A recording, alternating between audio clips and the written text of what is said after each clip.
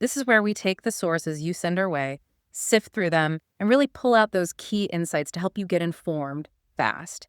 Today, we're digging into a book that, well, it really stirred things up. You've likely heard about it, especially if you're connected to education or parenting or just kind of paying attention to the cultural conversation. We're talking about The Coddling of the American Mind, How Good Intentions and Bad Ideas Are Setting Up a Generation for Failure by Greg Lukianoff and Jonathan Haidt. Their argument is pretty provocative that, all these well-meaning efforts to protect young people, they might actually be making them more fragile, more anxious, and maybe less ready for, well, adult life. That's a really good summary of the core tension. And our mission for this deep dive is essentially to unpack that argument. We want to look closely at what Lukianoff and Haidt call the three great untruths. And beyond just what they are, we need to explore the forces they think brought these ideas into the mainstream. And importantly, what they suggest can be done. How to foster stronger individuals, stronger communities. Right. It's not just about the what, but the why it matters for you. Exactly. Understanding the implications. Okay, so let's jump into these great untruths. The first one they identify is emotional reasoning. It's basically captured by the phrase, always trust your feelings.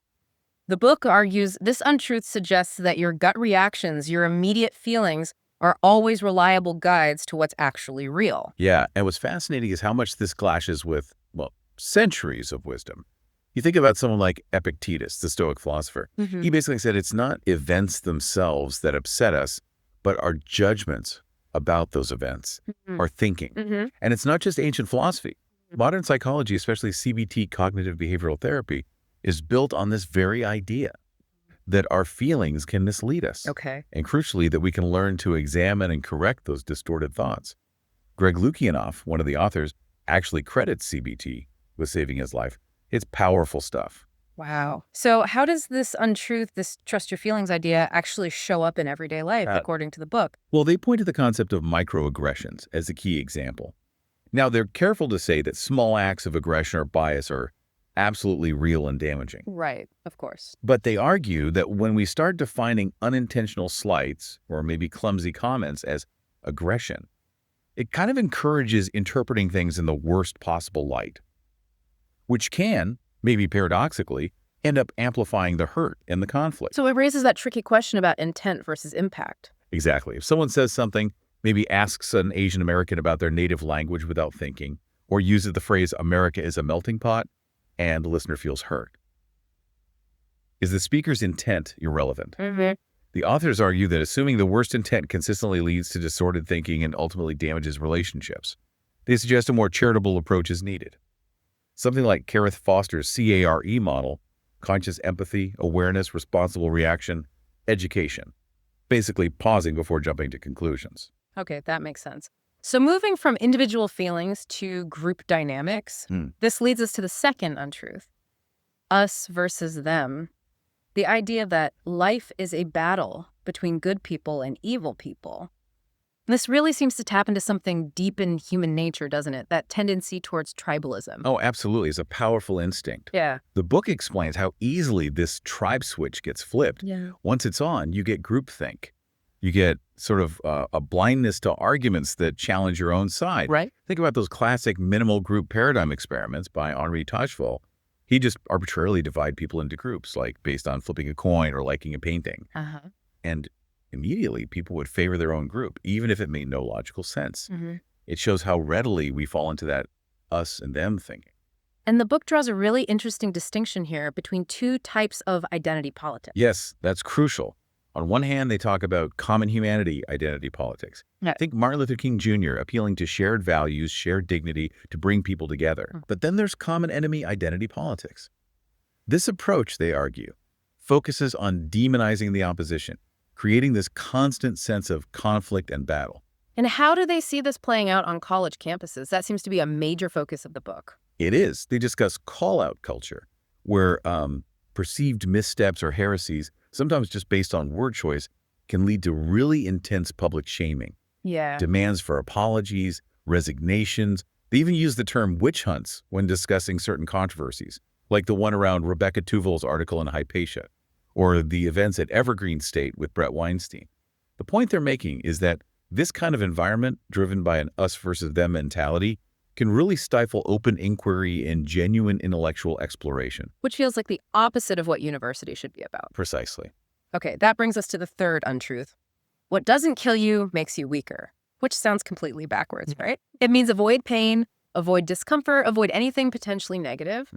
Exactly. It's deeply counterintuitive to traditional ideas about resilience. The book introduces Nassim Nicholas Taleb's concept of anti-fragility. Anti-fragility, okay. So, fragile things break under stress, resilient things bounce back. But anti-fragile things actually get stronger from stressors and challenges. Think about our immune system, our muscles. They need challenges to grow. And the authors argue that children are, in this sense, anti-fragile. So protecting them too much actually weakens them. That's the core argument. Depriving them of manageable risks and challenges can paradoxically stunt their development and make them more vulnerable later on. They use that peanut allergy example, which is really striking. It really is. The move to ban peanuts in schools back in the 90s, done with the best safety intentions, Yeah, absolutely. may have inadvertently caused the massive rise in allergies by preventing the early exposure that helps build tolerance. It's a powerful illustration of how overprotection can backfire. Makes you think. And this connects to what they call concept creep, right? The idea of safety expanding. Precisely. Safety used to mean primarily physical safety, child-proof locks, bike helmets. But then it expanded, particularly on campuses, to include emotional safety. They cite Oberlin College guidelines suggesting trigger warnings show students you care about their safety. The authors argue this blurs the line between emotional discomfort, which is often necessary for learning, and actual physical danger. It teaches students to interpret feeling upset as being unsafe. And they also mention trigger warnings potentially being counterproductive for trauma. Yes, they point to research suggesting that for people with PTSD, trigger warnings can encourage avoidance, which actually maintains the trauma response rather than helping overcome it. It reinforces the idea that certain topics are too dangerous to engage with. Okay, so these three untruths, emotional reasoning, us versus them, and fragility, they didn't just appear overnight. The book identifies some key driving forces. Let's start with the generational aspect, iGen and social media. Right. They draw heavily on Jean Twenge's work here. iGen, born after about 1995, is the first generation to have smartphones and social media pretty much their entire adolescent lives. A huge shift. A monumental shift. Twenge's data shows they're growing up slower, spending way less time hanging out in person, and much, much more time online. And the book links this to mental health trends. Very strongly. There's a documented spike in anxiety, depression, self-harm, and suicide rates among adolescents, particularly girls. That really takes off around 2011, 2012. Wow. Right when smartphone ownership became ubiquitous. The constant comparison, the curated perfection, the potential for online bullying or relational aggression, it seems to be taking a toll. And alongside the tech changes, there's paranoid parenting and the decline of play. Yeah, this is the overprotection piece again. Crime rates, statistically, are way down, back to levels not seen since the 60s. Right, you wouldn't always know it from the headlines. Exactly. But parental fear seems higher than ever.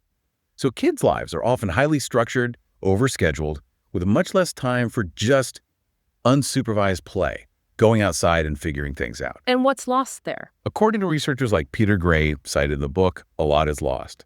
Free play is where kids learn negotiation, compromise, problem-solving, resilience, how to manage disagreements without an adult stepping in immediately. It's crucial practice for life. Okay, so you have anxious kids, maybe less experience with independent problem solving, arriving at university.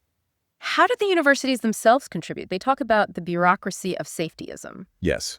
The book points to a dramatic increase in university administrators relative to faculty over recent decades. This shift, they argue, led to a more corporate mindset.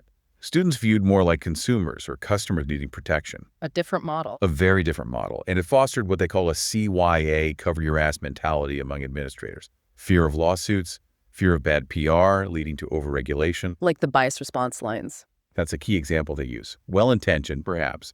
But they argue these systems can encourage anonymous reporting for perceived slights, chilling speech, and reinforcing that emotional reasoning untruth.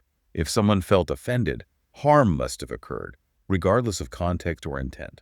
And all of this is happening against a backdrop of wider societal trends, right? The polarization cycle. Absolutely. The book situates these campus trends within the broader context of rising political polarization in the U.S., especially effective polarization. It's not just disagreeing on policy, It's actively disliking, even fearing people on the other side. Got it. This creates echo chambers. It makes those us versus them narratives incredibly potent. And then the specific events they mentioned, Charlottesville or the Charles Murray incident at Middlebury, act like shocks to the system. Each side reacts, often disproportionately, confirming the other side's worst fears, and the whole cycle just escalates. It's a feedback loop of outrage. It's a concerning picture. But the book isn't just doom and gloom, right? They offer strategies for moving forward. What about for individuals, parents, teachers, students themselves? Definitely. A big message for parents is assume competence. Let kids take small, manageable risks. Encourage that unsupervised play we talked about. Let them climb a tree, walk to the store alone when ready. Resources like letgrow.org, which Lukianoff co-founded, offer practical ways to do this. So resisting the urge to overprotect. Exactly. And for young people themselves, the advice includes learning the basics of CBT, how to identify and question your own distorted thoughts. Don't automatically believe every negative feeling, and foster intellectual humility, recognizing that you might be wrong, that feeling certain doesn't mean you are right, learning how to disagree productively, not just shut down opposing views. Okay. And what about institutions, schools, universities? For K-12 schools, they suggest things like reducing homework, especially in the early years, to free up time, and significantly more recess, particularly unsupervised recess. Let kids play. Seems simple, but maybe radical today. It can feel that way. For universities, the core recommendation is a strong, explicit rejection of the three great untruths. That means adopting clear policies protecting free speech, like the University of Chicago statement. Actively cultivating viewpoint diversity, not shying away from different perspectives. So less safe space, more mental gymnasium. That's exactly the analogy they use. Universities should be places where students build intellectual muscle by grappling with difficult, sometimes uncomfortable ideas. That's how critical thinking develops. They also float the idea of encouraging a gap year more widely, don't they? Yes, a national norm where more young people take a year between high school and college for work, service, or travel. The idea is they arrive at college with more maturity, independence, and real-world perspective, more resilient. So wrapping this up, this deep dive into coddling of the American mind, it really offers a lens, doesn't it? A way to understand some of the friction and anxiety we see, especially around young people in education. It's a powerful argument that good intentions aren't enough. The ideas we embrace, the systems we build, they really matter for whether we flourish or, well, falter. Absolutely. And it's important to stress the authors aren't ultimately pessimistic. They point to positive trends too, what they call green shoots. Things like falling child mortality, falling crime rates, efforts by tech companies to address well-being, the free-range parenting movement gaining ground, a renewed focus on common humanity. So there's hope. Definitely. They believe these problems are solvable. The solutions involve fostering wisdom, encouraging anti-fragility, and recommitting to the principles of open inquiry and free expression.